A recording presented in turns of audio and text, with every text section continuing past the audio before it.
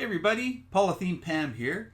Today is May the 8th, 2020, and today marks the 50th anniversary of the release of the Beatles' last official album, Let It Be. But no special box sets or anything coming out. I mean, for Sgt. Pepper, great big box set came out. For the White Album, 50th anniversary, great big deluxe packaging for that album. And for Abbey Road, same thing. But Let It Be, where's the love? No special box sets? Let's discuss why that is. Even when it was released in 1970 in Canada and Great Britain, it got something of a special box set packaging. So if you were lucky enough to live in England or in Canada, it came in a special deluxe box set with the album inside and the Get Back book also included inside. Let's take that out. So, it got a special treatment in 1970 and no special treatment for its 50th anniversary. Well, part of the reason is because they're redoing the film. It's being remade by the director Peter Jackson, and the film's not coming out until the fall. And so I think that the special box set will be coming out at that time. But today is the 50th anniversary, so let's take a look at the recording and release of that album, Let It Be by the Beatles. During the 1960s, the Beatles were in pretty close quarters all the time. They recorded Sgt. Pepper all together, worked very closely. They even went to India to study with the Maharishi. They came back from India with a lot of acoustic-based songs, a little more stripped down than Sgt. Pepper was, and they set about the task of recording what would become the White Album, a double album, and they kind of started working a little separately from each other, maybe because they were a little tired of being so close together. Also, they had a big album to make, so they were kind of recording separately, and this became the impetus for what would become the Get Back project and ultimately would become Let It Be. The making of the White Album was a situation where there was maybe a bit of tension going on. They were recording a little bit more separate than usual. They also produced material that was a lot less grandiose than, say, Sgt. Pepper was. So a bit more stripped down. And it was Paul McCartney's idea to go full circle and get back to their roots and record like they used to record. So his idea was to do a live concert of new material and create an accompanying film that would go along with it, that showed the Beatles writing and rehearsing this new material. And the concept for that package was going to be called Get Back. And the idea behind the Get Back imagery was that it would complement or bookend the very first album the Beatles released, which was Please Please Me.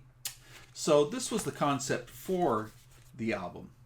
By the way, this is where we would have ended up with the covers for 62 to 66, the first photo sessions for the first album, and the 67 to 70. These would have been the pictures taken for what would become ultimately the Get Back album cover. The concept of rehearsing and performing a live concert was abandoned eventually, and the Beatles moved from the soundstage of Twickenham Studios to the Apple recording studios, such as they were in the spring of 1969, where the album was completed. It took almost a year for the album to come out. It was waiting for the preparation and release of the film, which didn't come out till May of the following year. And that album was produced by Phil Spector. Now, why did Phil Spector end up producing that album? George Martin was their producer on every single other album. This one he was pretty hands-off. He wasn't very interested in working with the Beatles at this point in time, and in some ways the Beatles weren't so interested in working with him. So Phil Spector ended up producing the album to a lot of people's dissatisfaction. A lot of orchestra, choirs, and tracks added on top of tracks, which kind of got rid of the whole concept of a live album in a live studio with no overdubs. So it wasn't very well received by some fans, although there are some that love the orchestration on those tracks. The truth is, fans had actually heard the Let It Be album some months before it was actually released. It came out as a bootleg in early 1969. The original production was given to the engineer Glyn Johns, who prepared at least 2 or 3 different variations on the concept of the album. And an acetate was given to John Lennon, who took it to his bed in Toronto. And sometime after that, because he had passed on those acetates, a bootleg album called Come Back was eventually released. And it had the tracks for that album.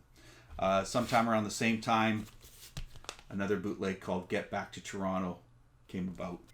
In fact, copious bootlegs of the Get Back sessions have come out. For example, LS Bumblebee, the album I showed you earlier, the full-on version of Get Back.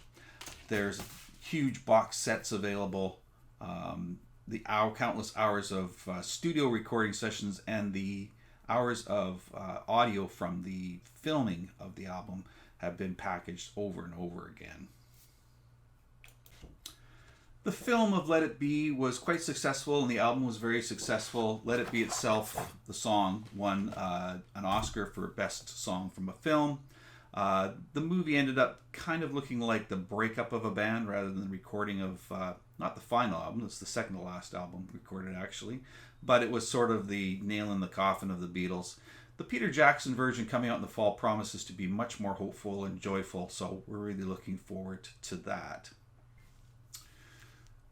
Abbey Road and Let It Be, the last two official Beatles albums, were the first to be released solely in stereo. Up until that point, until the White Album, you could get a mono version or a stereo copy. There are some rare ones out there, though. I thought I might show you. This is an actual mono version of Let It Be.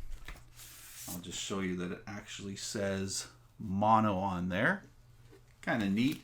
And I actually have a mono copy of Abbey Road as well. These are from Brazil.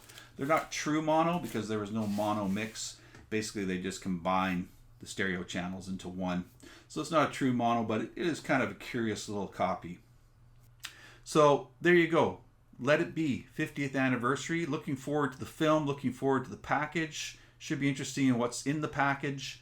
I kind of thought that the Abbey Road album would have some tracks from the Let It Be Get Back sessions because there's a lot of stuff that ended up on Abbey Road that was being rehearsed at that time. But I guess they're holding that off for the Let It Be album. They certainly have hours and hours of music to pick from. So it'll be interesting to see. Thanks for checking in. If you're interested, there's a video on my channel of my daughter, Emily, and myself performing a COVID-19 version of Two of Us. Check it out. There's also a video of my former band, the Magical Mystery Duo. We're performing Get Back. You might want to look at that too. Be kind. I already know that I'm not very good. Thanks for watching.